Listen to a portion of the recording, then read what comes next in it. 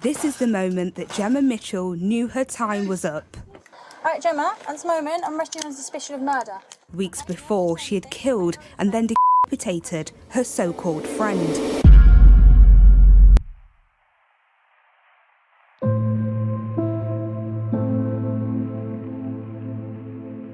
La mujer que ves en pantalla es Mi Quen Chun, una cristiana devota y una mujer muy espiritual que busca redimir sus culpas a través de la fe y la constricción. Es también conocida por sus amigos más cercanos y conocidos de la iglesia con el seudónimo de Débora. Es oriunda de Kuala Lumpur en Malasia, pero ha vivido en Londres durante los últimos 30 años de su vida. Sus amigos cercanos la describieron como una mujer diferente y agradable, razón que la hizo ganar algunas amistades con quienes compartía de vez en cuando una taza de café y cortas conversaciones. Incluso varios de sus vecinos recuerdan oírla cantar durante las mañanas sus alabanzas a Dios. La mujer compartió su casa durante varios años con un inquilino. Era una casa pequeña de 2 pisos que fue testigo del decaimiento de la mujer asiática a raíz de sus desórdenes mentales. Y pese a que no tenía ningún familiar cerca, sus amigos solían brindarle su apoyo emocional. Tuvo un matrimonio que terminó hace mucho tiempo, enviudando tras la muerte de su marido. En su dolor ha cobijado la esquizofrenia paranoide y la demencia senil, trastornos mentales que la acongojan en su vejez, de las que busca librarse espiritualmente, pues piensa que se trata de una especie de maldición o karma. No obstante, también se encuentra en tratamiento psiquiátrico, razón por la cual consume medicamentos para tratar sus perturbaciones. Decía tener supuestamente una relación con el príncipe Carlos de Inglaterra, con quien se comunicaba a partir de redes sociales. Emitió varias cartas de amor para su admirador en la política, también para el primer ministro Boris Johnson, presentando un comportamiento errático y muy obsesivo. La Oficina de Asuntos Internos tuvo que investigarla debido a sus perturbadoras cartas. Luego del escándalo fue emitida a un centro de evaluación psiquiátrica donde era tratada y estuvo internada por un tiempo. Antes de morir presentó comportamientos delirantes y varias crisis de esquizofrenia, tal vez por la culpa que le hacía sentir su mejor amiga al no prestarle dinero. Varias personas en la iglesia donde asistía la describían como una mujer tierna de naturaleza infantil y amigable. Precisamente en sus reuniones en el templo fue donde conocería a Gemma Mitchell, quien sería su mejor amiga, la cual pasaba por una crisis económica en su familia, siendo víctimas de una millonaria estafa.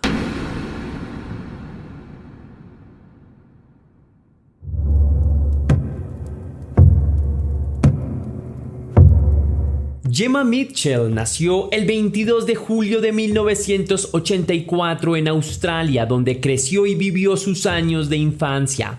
Su madre trabajaba para la empresa Foreign and Commonwealth Office del Reino Unido. También cruzaba por una crisis matrimonial seria, la que llevó a la separación con su pareja y a reclamar potestad como madre para sus 2 hijas. Por lo que la familia de Gemma Mitchell se mudaría a Inglaterra sin su padre. solo la madre y las dos hijas. Cabe resaltar que el contexto familiar y social de Gemma era más bien de una clase social acomodada. No fueron excéntricamente lujosos, pero sí tenían un cierto poder económico. Por eso Gemma pudo recibir una educación privada de alto prestigio y nivel académico. Además contaban con una casa propia, estimada en poco más de las 4 millones de libras esterlinas. Las hermanas asistieron y completaron sus estudios de primaria y secundaria en la escuela King Edward's School en Wembley. Gemma Mitchell se proyectaría como profesional y entraría a la universidad en el año 2004 al King's College de Londres para estudiar la licenciatura en Ciencias Humanas y Medicina. Entre el pensum de su carrera estaba una clase llamada Bases Estructurales del Funcionamiento Humano, donde aprendería a diseccionar el cuerpo humano.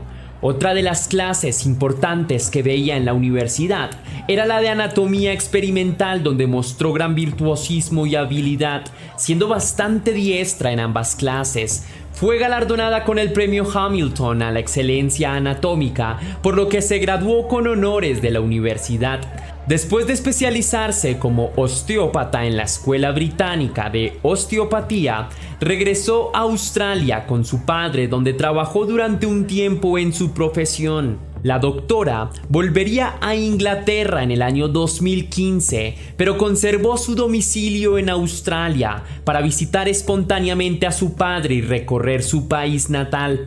Después de 2015, no trabajó más en su profesión ni en ninguna otra, debido a que no estaba registrada en el Consejo General de Osteopatía de Inglaterra. Por lo tanto, no podía ejercer la medicina en el Reino Unido. Mitchell vivía en casa con su madre y su hermana en Willesden, del noroeste de Londres, en la casa familiar, la cual estaba bastante descuidada, siendo el hogar de generaciones y generaciones en su familia.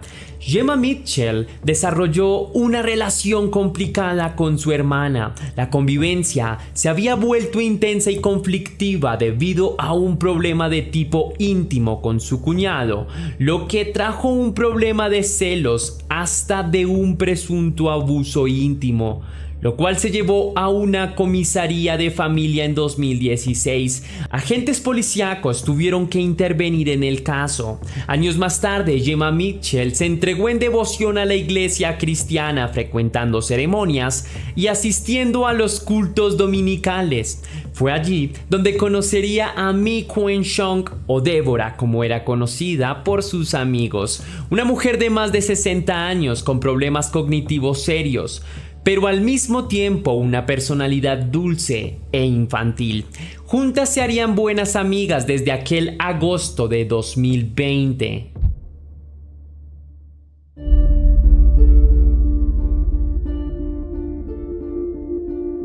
Gemma Mitchell y su familia habían ahorrado una cantidad de dinero con los años para invertir en los arreglos de la casa familiar y poder restaurarla por completo, proyectando incluso un nuevo piso completo para su hermana y su pareja, por lo cual se evitaría más problemas domésticos. Infortunadamente dieron con estafadores y no con trabajadores honrados durante la contratación, por lo que criminales, haciéndose pasar por constructores contratados, habían robado más de 230,000 libras esterlinas a la familia completa. Miss Chong, también conocida como Débora, prometió a su amiga un préstamo de 200,000 libras esterlinas para que se recuperara de la estafa. Incluso lo recalcó en varias conversaciones durante un tiempo. Pero la mujer se retractó al considerar la gigantesca suma de dinero por prestar y contempló su propia realidad económica, por lo que cambió de opinión respecto al préstamo. Débora trató de persuadir a su amiga Gemma para que mejor vendiera la casa y disfrutara con su familia del dinero, pero Gemma Mitchell se tornó profundamente molesta por la actitud de Chong, quien no quería prestarle el dinero a pesar de habérselo prometido.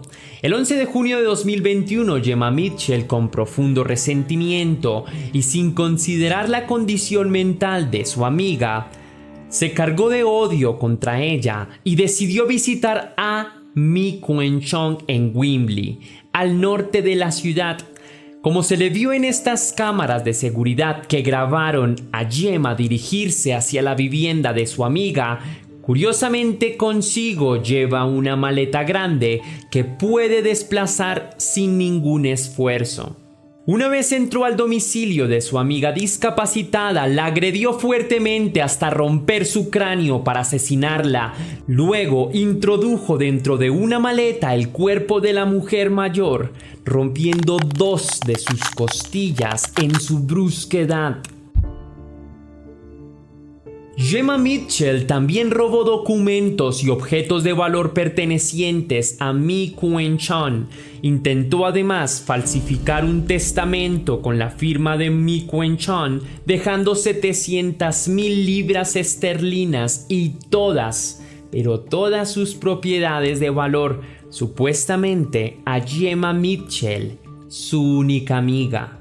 Poco después fue nuevamente registrada en las cámaras de video llevando la misma maleta del principio, pero en esta ocasión ya tenía el cuerpo sin respuesta de su amiga ahí adentro y por eso le costaba desplazar la maleta por el peso del cuerpo. Y además la mujer se mantuvo con el cuerpo de la mujer durante varios días sin ningún atisbo de remordimiento.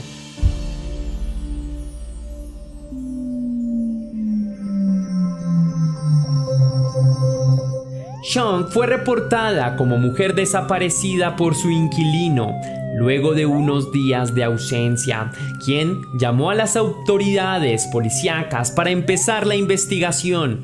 Mitchell guardó la maleta con el cuerpo de Mi Kuen Chong en la casa de su propia familia durante 2 semanas sin levantar sospechas de su madre o de su hermana.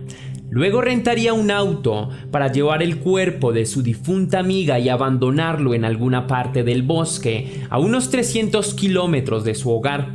El 26 de junio, cuando la policía la entrevistó sobre la desaparición de su amiga, declaró que tal vez había vuelto con su familia en algún lugar cerca al océano, pues estaba mucho más deprimida que de costumbre y había dicho que saldría del país cuanto antes. Al día siguiente, el 27 de junio, un cuerpo sin cabeza fue accidentalmente localizado por algunos turistas que se aventuraban en el bosque.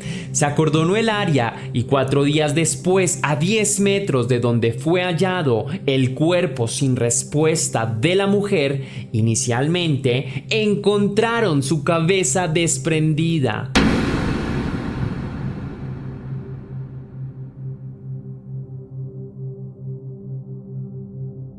Chong tenía 67 años al morir. Su cuerpo y su cabeza estaba en un avanzado estado de putrefacción, por lo que no se pudo determinar la causa de muerte. Sin embargo, la autopsia descubrió su cráneo fracturado, aunque no se hallaron señales de forcejeo o de sangre en el domicilio de la víctima, donde presuntamente fue atacada.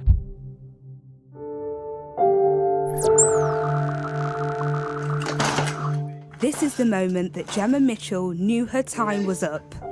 Alright, Gemma, at this moment, I'm arresting you on suspicion of murder. Weeks before, she had killed and then decapitated her so-called friend. Gemma Mitchell fue arrestada el 6 de julio de 2021 sin proclamar testimonio alguno o confesar su versión de los hechos. Logró dilatar el juicio por algún tiempo debido a su silencio constante y sus negaciones a legitimar. Fue también acusada de robo y asalto, pues entró a casa de Mi Kuen Chong y se llevó varios artículos de valor. La policía localizó un supuesto testamento de Mi Kuen Chong falsificado, en donde aparecía Gemma Mitchell como su mejor amiga y la heredera directa de toda su fortuna. También fue acusada de falsificación.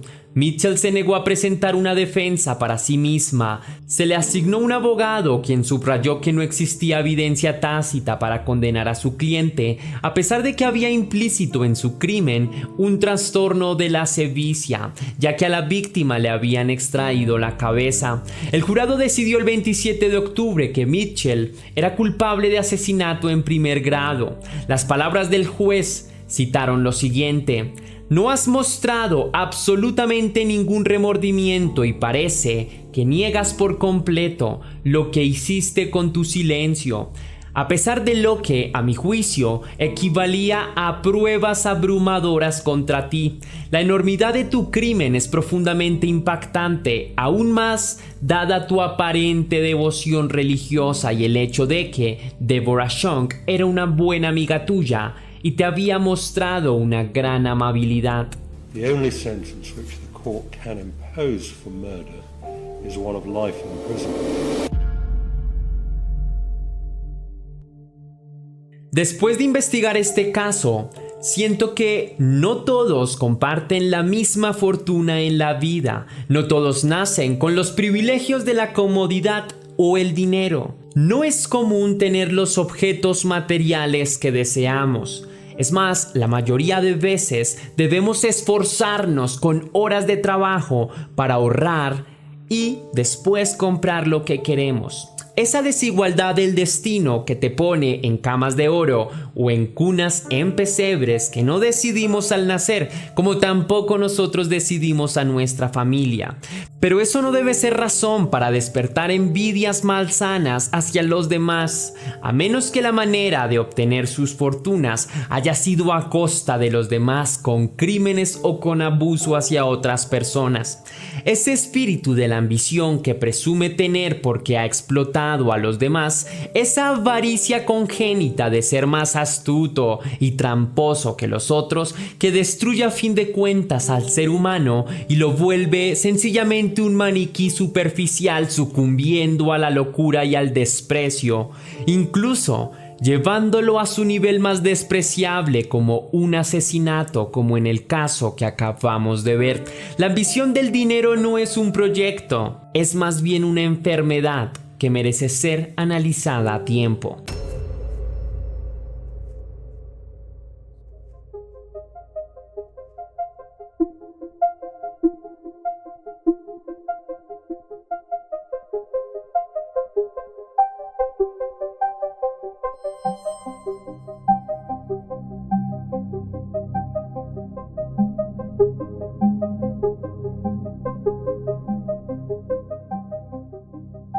Susan Capper es una joven amable y condescendiente, bastante influenciable y fácil de impresionar. Vive en Manchester, Inglaterra. Fue criada por su padrastro y su hermana mayor, Michelle Capper, luego de que sus padres se divorciaran cuando todavía eran muy jóvenes las dos. Por esa razón, Susan nunca logró conocer a su padre biológico. Durante esta etapa de su vida, empezó a desarrollar una personalidad rebelde y despreocupada. Dejó de asistir a sus estudios en la escuela secundaria de Moston Brook. Susan Capper empezó a frecuentar e incluso a vivir por largas temporadas junto a su amiga de los 10 años, Jean Powell, quien vivía en la 97 Langworthy Road en Moston, Manchester, una casa antigua de estilo victoriano bastante desgastada y algo abandonada, lo que le daba un aspecto hostil y callejero. Allí también frecuentaban sus amigos, quienes conformaban una pandilla juvenil que traficaban con sustancias ilegales y repuestos automovilísticos robados. También desarmaban algunos autos que se perdían en la ciudad, y todo esto cobijado en las reglas clandestinas que no les importa romper la ley. Susan Capper se pretendía mudar formalmente junto con su hermana a casa de los delincuentes amigos en agosto de 1992. Sin embargo, su hermana Michelle Capper, quien vivió brevemente con Jim Powell, se mudó al poco tiempo del lugar, incómoda por los amigos de su hermana y sus andanzas delictivas, sintiéndose dentro de un polvorín de violencia y criminalidad, pues en el grupo parecía no importarles las consecuencias legales de sus actos. Advirtió a su hermana alejarse cuanto antes de quienes tildaba de malas personas y criminales, particularmente a Bernadette McNeely, quien tenía 3 hijos al igual que Jim Powell, viviendo con la pandilla con 6 niños pequeños que ocupaban las habitaciones principales. A pesar de todo esto, Susan Capper insistió en quedarse con sus falsas amistades, creyendo que las familias que se forjan en la calle y al margen de la ley siempre permanecen unidas en esa oscura ley de Lampa. Pese a que Susan Capper era una mujer muy amable, tranquila e inocente, fue su ingenuidad la que la llevó a la boca del lobo. Bernadette McNeely y Jim Powell dormían en una cama compartida en la sala. Las habitaciones eran para los niños, que en total eran 6, cada una con 3 hijos. Ocasionalmente Susan Capper dormía con ellas en la misma cama, la cual era compartida también para la intimidad, pues los novios de Bernadette McNeely y el esposo de Jim Powell solían visitarlas. Capper siguió frecuentando el lugar y quedándose con ellos espontáneamente, a pesar de las pesadas bromas que le hacían y las actitudes intimidatorias o agresivas contra ella. Al parecer haría lo que fuera para encajar, pues las consideraba ciegamente sus amigas y quería sentirse como en familia. Jim Powell se separaría de su esposo Glenn Powell, aunque seguían siendo amigos con derechos y se visitaban regularmente. Por otro lado, el novio de Bernadette McNeely de 16 años, Anthony Dudson, quien también era amante de Jim Powell en una relación abierta que compartían entre todos, ocasionalmente también visitaba el lugar. Jim Powell y Bernadette McNeely frecuentaban relaciones íntimas también con Jeffrey Leake y Clifford Puck, 2 compradores de anfetaminas frecuentes, amigos de la casa. En el libertino mundo pseudocriminal de los jóvenes ingleses, caracterizado por las sustancias, el robo, la intimidad en espacios abiertos y la música rave electrónica que sonaba constantemente en casa, tarde o temprano se vería manchado con las enfermedades de Venus, aquellas que se transmiten con relaciones íntimas, contagiándose todos los que hacían parte del núcleo hogareño de la pandilla juvenil del deshuesadero de automóviles. Ladillas y piojos, pequeños insectos devoradores de piel muerta, aparecieron en las zonas genitales de los 6 jóvenes, por lo que se tuvieron que afeitar su zona púbica para poder contrarrestar aquella plaga. Se sintieron ofendidos por el mal que los acongojaba, humillados y asqueados de sí mismos, por lo que pensaron una cruda venganza para el portador inicial de los pequeños insectos púbicos. Creyeron que la persona que había portado por vez primera la enfermedad era Susan Capper, quien ya era blanco de burlas, humillaciones y amenazas por no ser como ellos ni tener su actitud hostil. La joven incauta era acusada de haber contagiado a todos de ladillas, pues fue en la cama donde acostumbraba a descansar, la cual, siendo objetivos, era usada por todos al estar en la sala del domicilio, donde todos resultaron contagiados de los piojos genitales. Para aumentar la crisis, Susan Capper era también acusada de robo por la problemática. Bernadette McNeely, luego de ver a Susan Capper supuestamente portando su abrigo rosa, lo que seguramente dijo para despistar a todos, pues ella era la promiscua portadora de la enfermedad.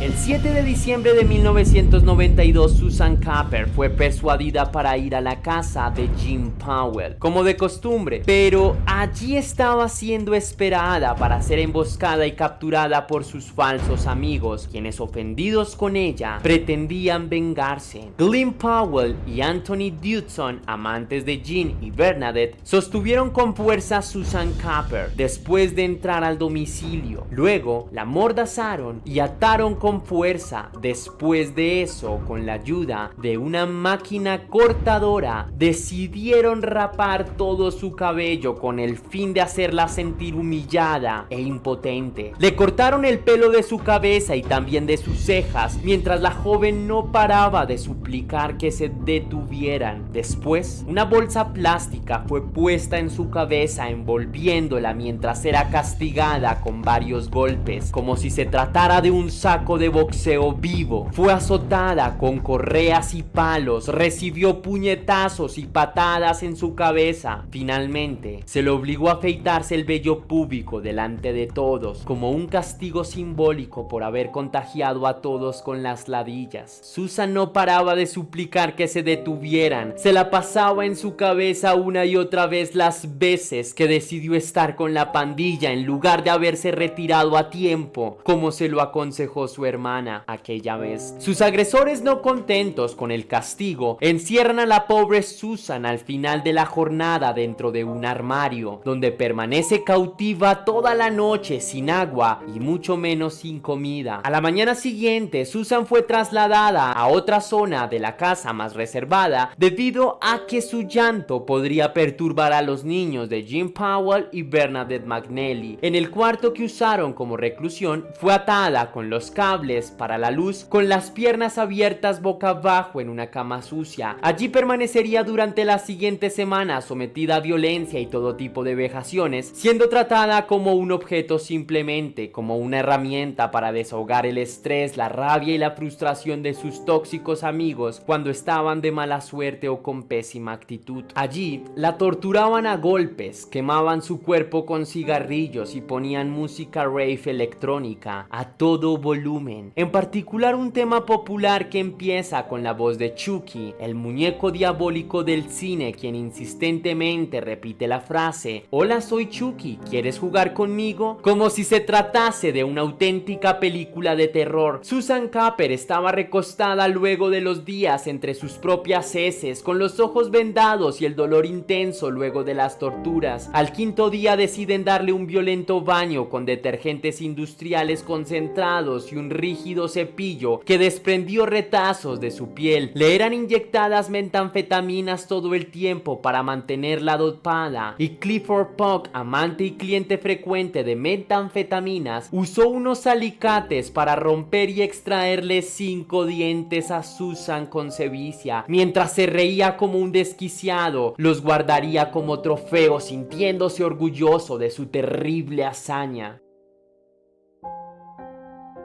Algunos visitantes de la casa de Jim Powell, consumidores conocidos o amigos de la pandilla, se percataron de los gritos y de situaciones extrañas en el lugar. Algunos incluso vieron a la pobre mujer siendo torturada con sus propios ojos, pero no confesaron nada a las autoridades por el miedo a la pandilla de las dos mujeres, sus novios y sus amantes. El prometido de la hermana de Susan Capper trabajó con Jeffrey Leake y Anthony Dudson en su auto durante un par de ocasiones, mientras al mismo tiempo recluían y torturaban a su cuñada. El tipo no se enteró de lo que sucedía adentro, pues confesó que, de haberlo sabido, hubiese matado a los jóvenes con sus propias manos y liberado a la mujer sin rechistar. Los 6 atacantes se enteraron por rumores de una denuncia por desaparición que había radicado la familia de la víctima, así que decidieron sacarla de casa cuanto antes. El 14 de diciembre de 1992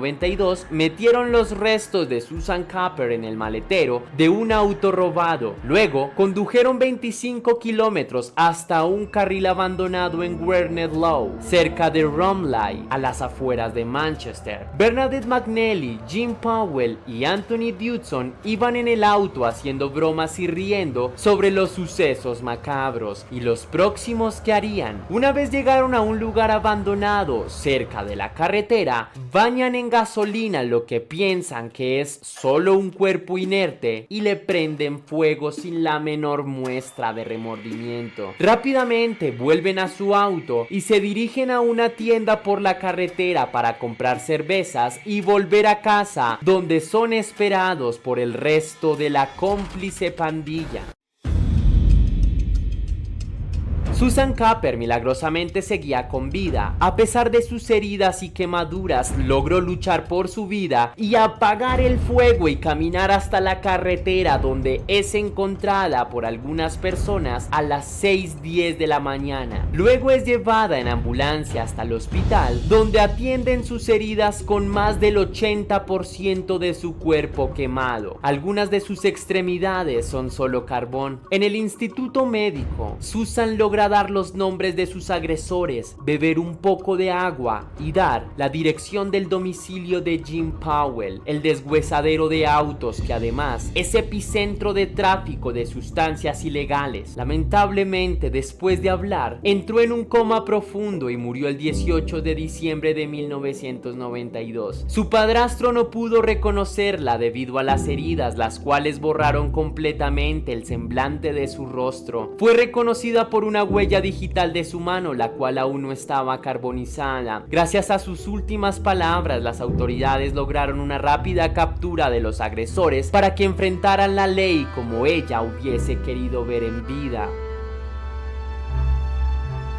Los investigadores acudieron a la casa nombrada por la víctima y arrestaron a los 6 involucrados con el horrible crimen. Los jóvenes se reían cínicamente mientras eran capturados. Posteriormente, durante los interrogatorios, Anthony Dodson empezaría a hablar confesándolo todo, presionado por su padre ofendido. Los mismos agentes policíacos no podían contener el llanto mediante escuchaban los escabrosos detalles del crimen que acabó con la joven, las cuales se hacían más y más perversos conforme avanzaba su confesión. Aunque los otros 5 implicados lo negaron todo, fueron acusados de asesinato el 23 de diciembre de 1992. La sentencia a Bernadette McNally, Jim Powell y Glenn Powell fueron de más de 60 años de cárcel y cadena perpetua por los delitos de asesinato, tortura y secuestro. Jeffrey Leake fue condenado a 12 años por secuestro, Anthony Dodson a 48 años y Clifford Puck a 30, absuelto por el asesinato. Bernadette McNally obtuvo la libertad condicional en 2015 por buena conducta y una presunta aventura amorosa que tuvo con el director de la cárcel donde estaba recluida.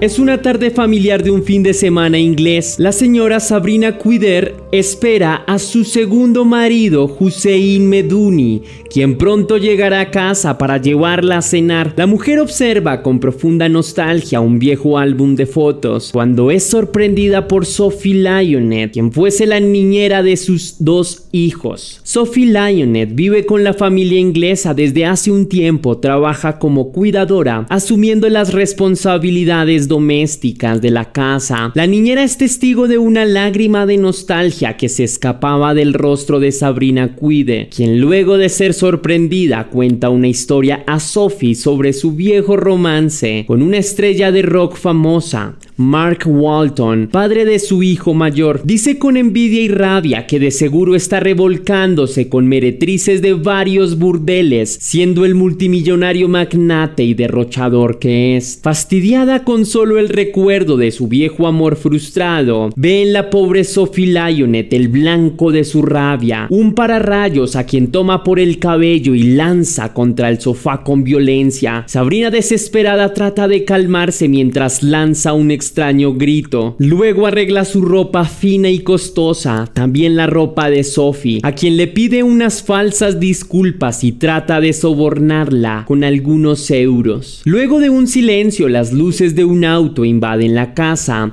a través de las cortinas. Ha llegado su esposo para llevarla a cenar a Sabrina. Se despide de sus hijos como si nada hubiera ocurrido, como si el escándalo previo no existiera. Da indicaciones a la niñera sobre algunas cosas de la casa, dando consejos domésticos y recordando los números de emergencia. Luego se retira impostando ser una dama.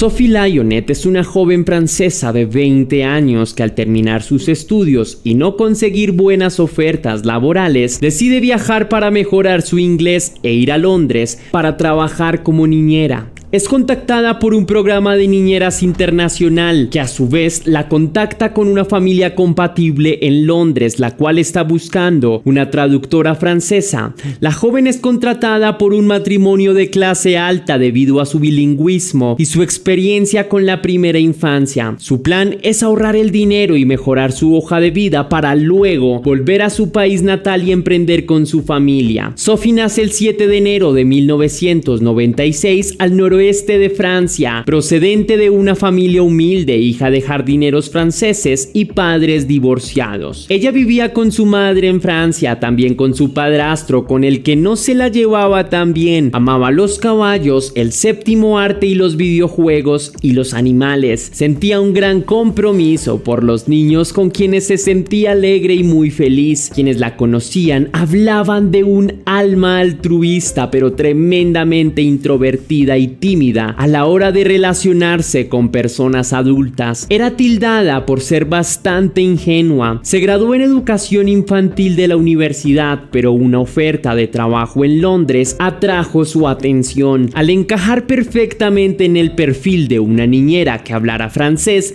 dispuesta a cuidar a 2 niños de 6 y de 3 años en tiempo completo. Sophie nunca había viajado al extranjero, por lo que consideró la experiencia como una gran oportunidad, algo que le abriría puertas para el futuro, mejorando su vida profesional y fortaleciendo su segundo idioma, el inglés.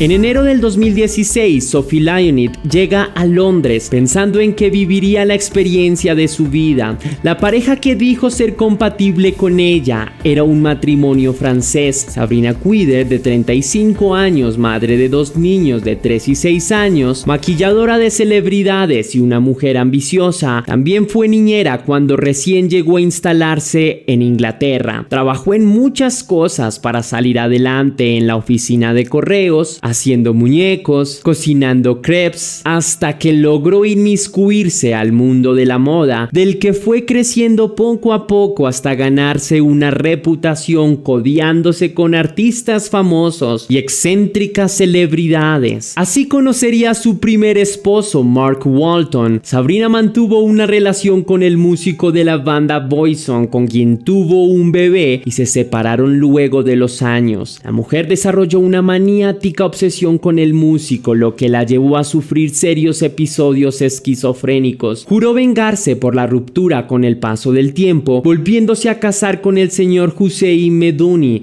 de 40 años. Su nuevo marido se graduó de la Universidad de París como analista financiero, ganando un buen dinero y manteniendo un estilo de vida refinado, sin ser multimillonario como si lo era su expareja, estrella de rock, a quien no se sacaba de la cabeza. Sabrina conocería a Hussein Medouni en Francia, vivieron juntos por 3 años y tuvieron una hija en común. Parecían ser una pareja glamurosa y exitosa, pero Sabrina se quejaba por el trabajo de su esposo, pues le requería también emplearse los fines de semana. Luego de varios conflictos laborales, finalmente fue despedido. Hussein había invertido en 2 apartamentos, los cuales le daban para vivir de la renta, sin tener que conseguir un trabajo de inmediato, pero la presión de su esposa Sabrina le exigía ganar más ingresos, por lo que le costaba conservar sus trabajos, los cuales no eran suficientes. Sabrina lo acusaba públicamente de ser un vago sin remedio y un mantenido. El carácter de Sabrina se fue haciendo cada vez más conflictivo conforme su ex esposo salía en los medios de comunicación y su carrera iba ascendiendo, lo que le generaba una profunda y destructiva envidia. Sabrina gritaba, denigraba los trabajos de su marido y arremetía a golpes contra las personas cercanas, incluyendo a la niñera Sophie. Convenció a su esposo de que su ex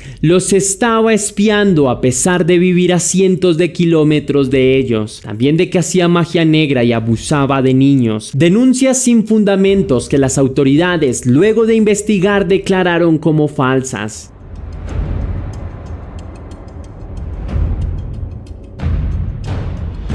Sophie trabajó en el suroeste de Londres cuidando a 2 niños pequeños de 6 y 3 años con un comportamiento tranquilo y una personalidad dócil durante más de un año sin problemas aparentes, manteniendo una buena comunicación con sus padres en Francia y fortaleciendo significativamente su inglés. A pesar de todo, su carácter seguía siendo tímido y reservado, por lo que en su tiempo libre también permanecía con la familia en la que trabajaba o en ocasiones completamente sola. Para la primavera del 2017, su jefe tuvo un cambio de actitud y personalidad hacia ella, sufriendo de psicóticos ataques de celos, obsesionada con su exnovio músico y estrella de rock, quien se fue a vivir a Los Ángeles con otra mujer, disfrutando de sus riquezas. Desde entonces, Sabrina, madre de los niños, se desahogó con Sophie de manera constante y abusiva, gritándola todo el tiempo, regañándola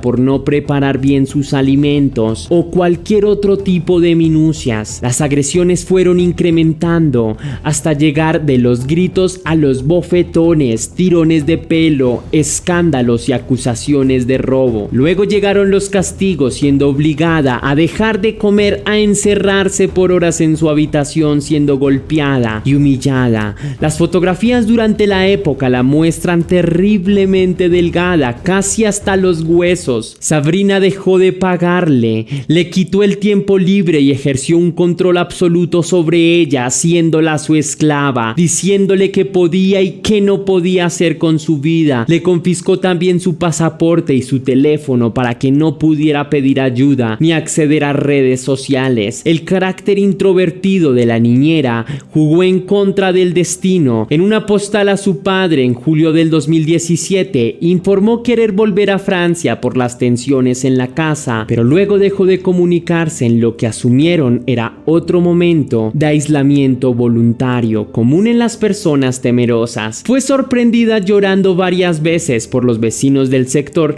quienes decían verla con la misma ropa todo el tiempo. Sophie nunca fue capaz de pedir ayuda, sufriendo en silencio su dolor, víctima de su propio miedo.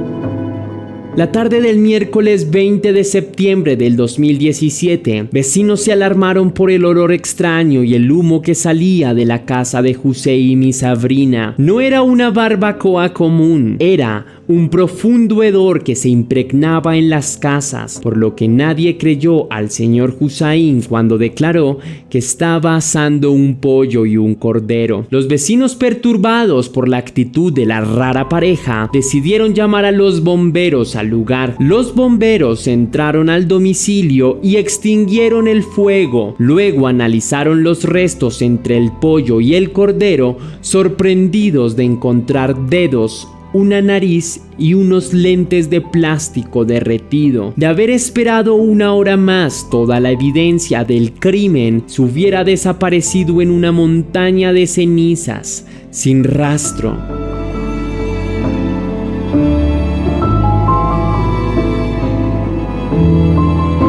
8 horas y media de grabaciones con torturas psicológicas, donde la pareja acusaba y obligaba a hacer confesiones arbitrarias a la niñera francesa, adquiridas de los teléfonos celulares de la pareja, fueron mostradas como evidencia del martirio y dolor de Sophie Lyonet. Fueron grabadas pocas horas antes de su crematorio en el patio. Una libreta con varias páginas escritas a mano por Sophie también fueron planteadas como evidencia. Era evidente que la niñera fue obligada por su jefe a escribir vejámenes y calumnias falsas sobre el esposo de Sabrina, acusándolo de ser asaltada íntimamente, de haberla golpeado y mentido, tras prometerle participar en películas famosas, entre otros retorcidos detalles pertenecientes a la vida privada de Sabrina, no de Sophie, quien ni siquiera conocía al músico en persona, como fue comprobado posteriormente por los investigadores. La autopsia determina una mandíbula rota,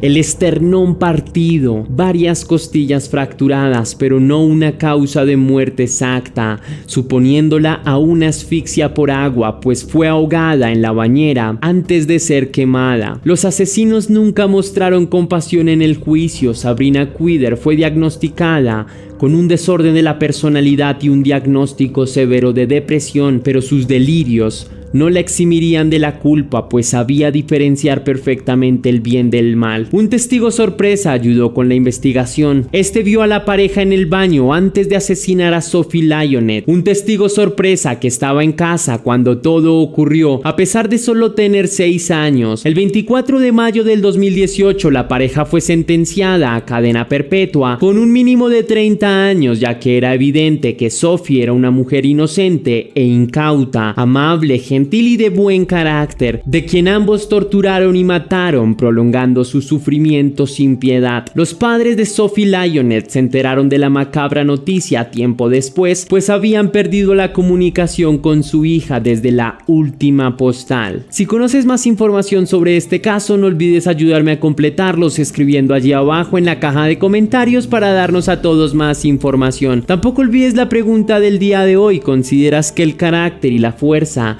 son tan importantes en la vida? Hasta aquí va el caso de hoy, leyenda. Si te impactó tanto como lo hizo conmigo, déjame saber con tu misterioso like. Recuerda seguirme en todas mis redes sociales para que tú y yo estemos más en contacto. Si quieres hacer una pequeña donación para la producción de Test Misterios, puedes hacerlo con el botón de super gracias que se ubica justo al lado del botón compartir allí abajo, o lo puedes hacer vía PayPal, ya que tienes el link en la descripción y también en el comentario fijado. Si lo haces, recibirás un agradecimiento personalizado y un saludo de mi parte en un próximo vídeo. Ahora sí, sin más que añadir, mi querida leyenda, que las dudas te acompañen. Recuerda que misterios somos y que tú y yo nos vemos en el próximo caso.